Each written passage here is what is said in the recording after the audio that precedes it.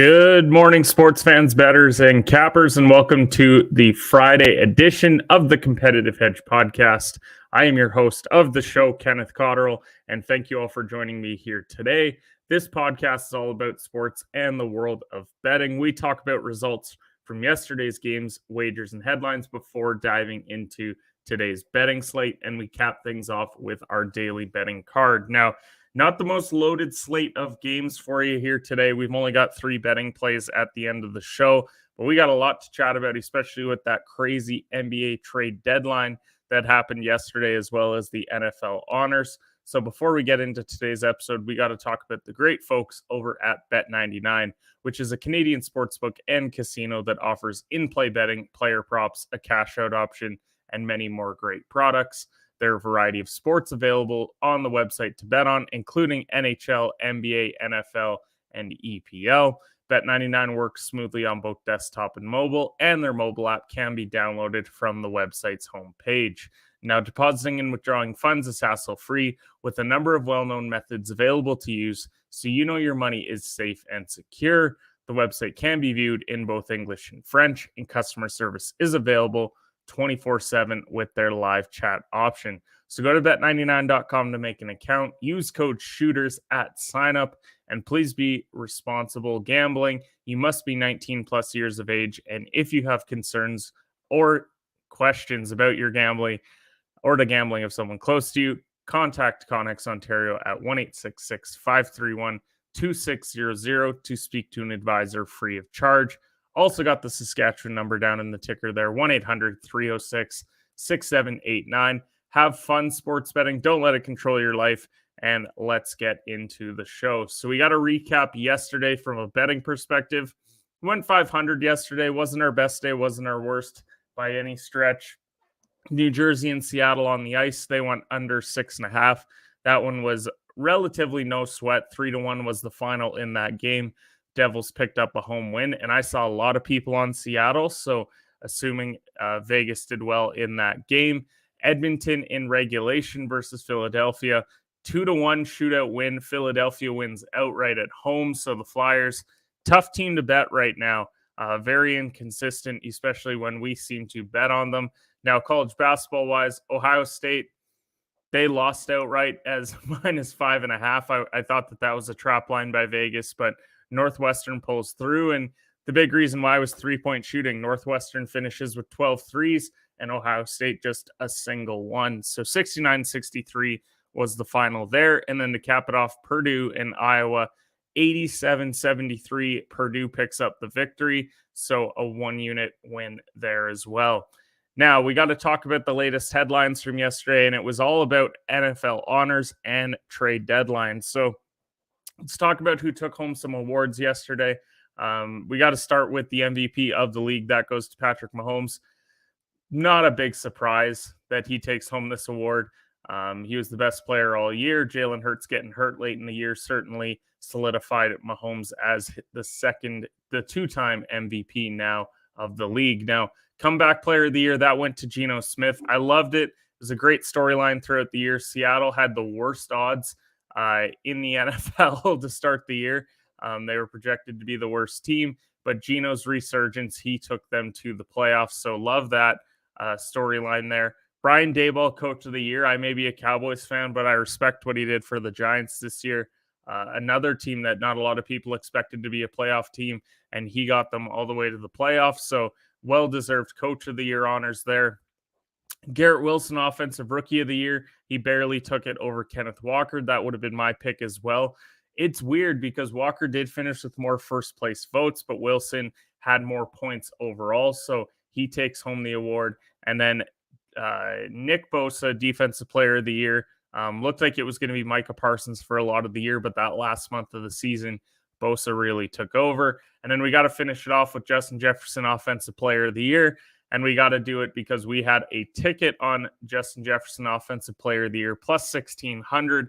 So we cash on the year when it comes to NFL future bets. Now, trade deadline moves. It was a loaded day yesterday. It started yesterday. I guess it technically wasn't yesterday. It would have been in the evening. But with that Kevin Durant trade, and we talked about it yesterday, there's a lot of role players that moved yesterday. So we're going to talk about the deadline moves that mattered yesterday. There's a 4-team trade to start things off. We're going to go by 4-team, 3-team, then just 2-team trades. The 4-way trade between the Hawks, they get Sadiq Bey, Golden State, Gary Payton Jr., Detroit, James Wiseman, and in Portland, Kevin Knox. I think it's a great move for Atlanta here. Overall, just a really crazy 4-way trade that happened early in the day. 3-way trade-wise, we saw the Clippers get Eric Gordon and 3 seconds. Houston, they're reunited with John Wall, who had some interesting things to say about them recently. Danny Green as well. And then Memphis gets Luke Kennard. I think it's a good move for the Clippers. Houston and Memphis, I think it's all right.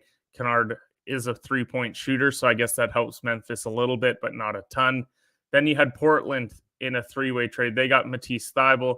Philly gets Jalen McDaniels, and Charlotte gets Svi Mikhailiuk. I think this is more so just a good move for Portland and Philly. And Charlotte, they're blatantly tanking, and I think that shows in a trade like this because they don't really get a lot back in this deal. And then Milwaukee gets Jay Crowder. Brooklyn gets 3 second-round picks. And then Indiana gets George Hill, Ibaka Nwara, and 2 seconds. I think it's a good one for Indiana. It's fine for Milwaukee getting Jay Crowder, although they had to give up a couple of role players in order to get him. And then Brooklyn, they just add more picks because they are in full-on rebuild. Now, Pelicans get Josh Richardson. I like this because they get a perimeter defender. The Spurs take on Devontae Graham and 4 second-round picks, so they get exactly what they want, which is a player that's not going to help them win games, as well as picks for the future. The Lakers did get Mo Bamba yesterday. They gave up Patrick Beverley in a second. I think they had to make this deal because they later on ended up moving on from Thomas Bryant. So getting Mo Bamba, he's a nice young piece. And Beverley, let's face it, he wasn't doing a lot there for the Lakers. So it's a meh trade for both sides. Clippers traded Mason Plumlee, and Charlotte gets Reggie Jackson. I think it's a good move for the Clippers. They got a really solid big now. And Reggie Jackson, I think he's coming towards the end of his career, so he can ride it out in Charlotte.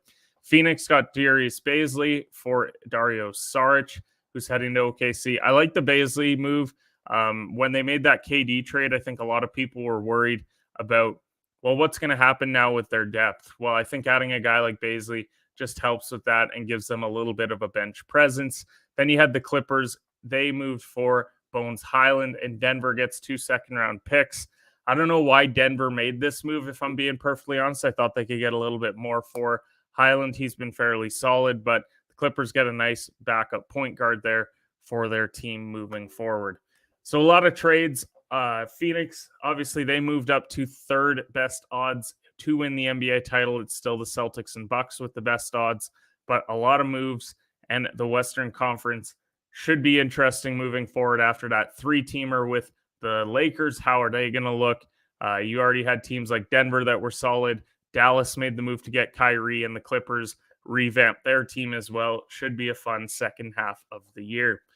So with that, let's head to the daily game slate where we talk about what we see on the betting slate today. But before we do, let's play the video.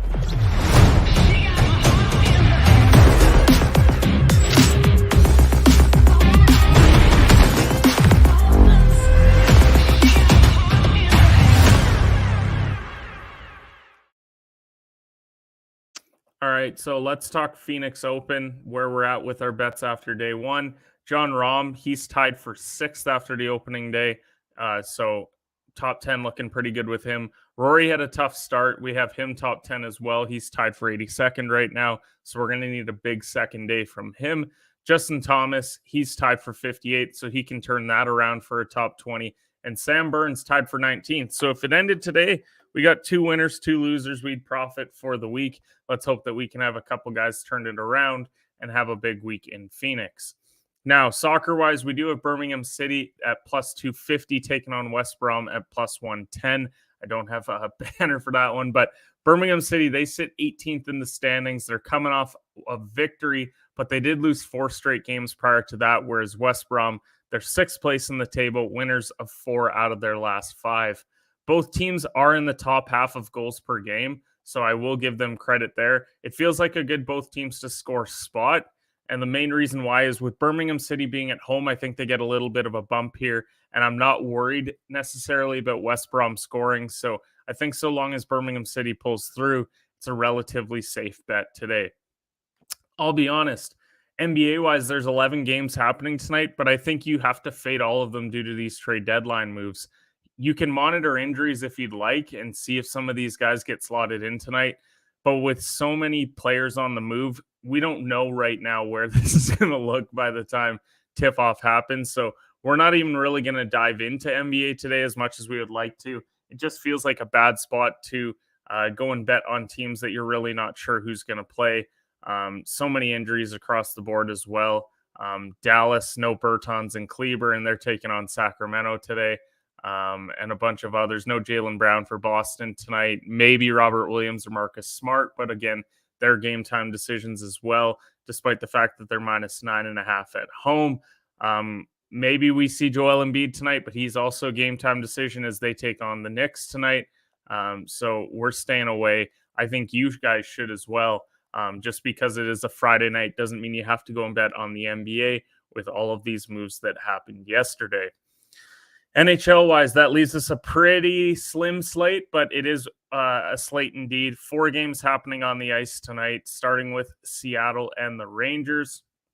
Now, Seattle, they lost on the road yesterday, obviously in that game against New Jersey. Now, they are taking on the Rangers, who are -175 at home. As I said, cracking on a back-to-back. Rangers are coming off a victory just a couple nights ago. Looking like we're going to get Igor tonight for the Rangers. Philip Grubauer is projected right now. I don't know if we're going to see him tonight. I assume that we will, just given that Jones went yesterday. But it is an interesting betting spot. I do kind of like the Rangers. Maybe you look at taking them in regulation tonight because -175 is a little bit juiced. But nonetheless, that's a game to keep an eye on early on in the night. Puck drop at 7 Eastern time. 7 Eastern time is also when the Leafs and Columbus Blue Jackets puck drop happens. Toronto are -250 on the road against the Blue Jackets. We're expecting Samsonov and Korpisalo to go tonight. Would maybe look at a Toronto puck line here. I think that's the only way that you really find value here. Columbus has lost 3 straight games coming into this one, and the Leafs are coming off a rare loss of their own. So I think it could be a big win spot for them. One thing to note, though, is that over the last couple of years, Toronto kind of plays down to these sorts of opponents. So it is one to keep an eye on. If you love the Leafs even on the road, then maybe go bet the puck line. If not, then I would just say stay away. You really don't want to get into betting a Columbus +1.5. Then Arizona and Chicago. This line movement has been a little bit. Chicago yesterday was -110. Then it went all the way to even. Now it's to -105. So the public's a little bit divided on this one. It's because it's 2 bad teams. Let's face it. Arizona, they're only 6-20-4 on the road this year. And Mrazek being in net for Chicago doesn't really inspire a ton of confidence. But they've also lost 2 straight games heading in. I'm actually taking this opportunity, I think, tonight to maybe bet my first Chicago Blackhawks game of the year. I have stayed away because they are such a bad team all year, but I think there is a chance here that I take a look at this one tonight. As I said, Mrazek going, Vejmelka going for Arizona. Puck drop there at 8:30 Eastern time, and then at 10 Eastern time, we've got Pittsburgh taking on Anaheim. Pittsburgh are -250 here. Looks like we're expecting Jerry and Gibson to go. Thus why we see the massive Pittsburgh line here, because Gibson is only 10-20-5 on the year. Pitt, though, they're a pretty average road team. So I think if you're maybe looking for a bit of value here, Anaheim +1.5 at home has a little bit there. Anaheim's also been playing some better hockey recently, so maybe worth taking a look. And in college basketball-wise, there's only one ranked game happening. That's number 13 Xavier taking on Butler, and Xavier are -6.5 right now. And I know that it's not this simple, but the fact that Xavier is averaging 83 points per game to Butler's 66, I just think that that's very telling that we're only seeing -6.5. Butler, let's just face it, they're an awful team, one of the worst I call it Power 6 conferences because I throw the Big East in there. I just think that they're a really bad team, and Xavier, they have an opportunity if they can win out this week to finish in the top 10 of the AP polls. So I do like that number -6.5. As I said, it may be a trap, but I'm certainly not going to bet with Butler. So that's one to take a look at. Now we got to give our final Super Bowl prop bets for the Super Bowl. We've given 20 out so far. We got 5 more for you here today. And so let's start with who's going to win outright. And we like Kansas City here, money line at +105. I think Mahomes' brilliance is just going to shine through. I know that Philadelphia has probably the better top to bottom roster, but they have the better player at the most important position, that being quarterback. So I'm going to roll with Mahomes there, which also means that I'm going to take him to win Super Bowl MVP at +116. I know it's boring to go and take quarterback for this award, but I think 6 out of the last 10 have been quarterbacks. And it really feels like if he doesn't win it, Kelsey, even if he catches 3 touchdowns, it means Mahomes is likely brilliant. Maybe you take a look at Chris Jones if you're looking for more of an outside player here. He makes a ton of big plays on that defensive line for the Chiefs. So that could be one to look at. I'm also taking the over in the game at 50.5 at -115. I think we see roughly 23 points in the first half, and then we get like a 30-point second half to go over.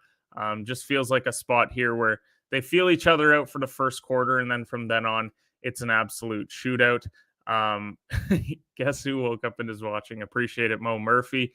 Then we got to talk about the Gatorade Bath Lemon Lime +165. I really wanted to go orange here because if you are back in Kansas City, you have to go dive into the numbers, which says that when they won the Super Bowl last, that it was orange for the Chiefs then. So overall, I just really like this spot. Think that it's a great opportunity with the lemon lime. I know it's only +165, but nonetheless, really love the spot. And then lastly, who's the MVP going to thank first? And I'm basing this off of who did Mahomes thank first after the AFC Championship? He thanked God, religion, whatever you want to call it, AFC champ. And so at +200, I'm going to take that one as well.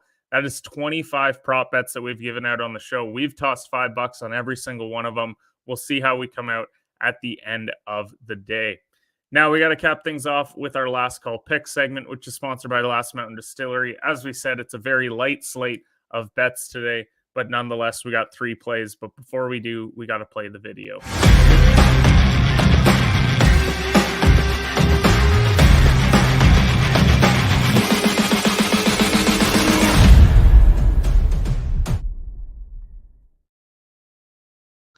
All right, so Last Mountain Distillery is family owned and operated, located in Lumsden, Saskatchewan, the heart of grain country. Saskatchewan's first micro distillery success lies in their commitment to producing high-quality handcrafted spirits. Their craft distilling process brings out the full flavor of the grain and leaves a smooth finish unlike any other. Check out some of their great products like their local vodka.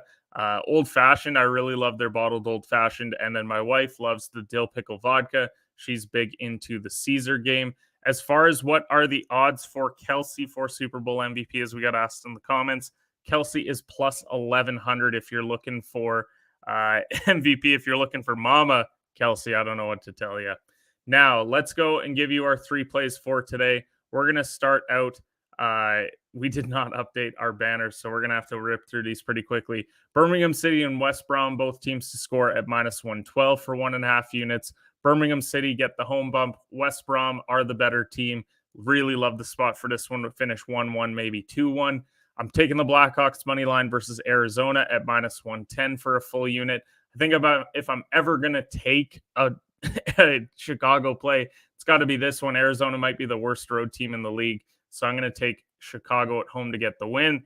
And then to cap it off, Xavier -6.5 versus Butler at -110. This is 1.5 units. Taking the offensive juggernaut on the road to win in a big way.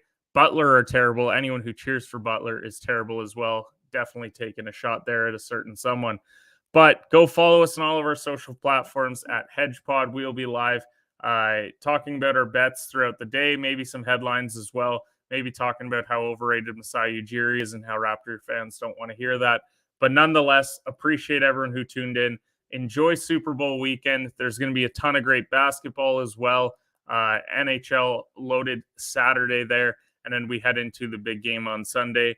Appreciate you all, and we'll see you guys next time for the Competitive Hedge podcast.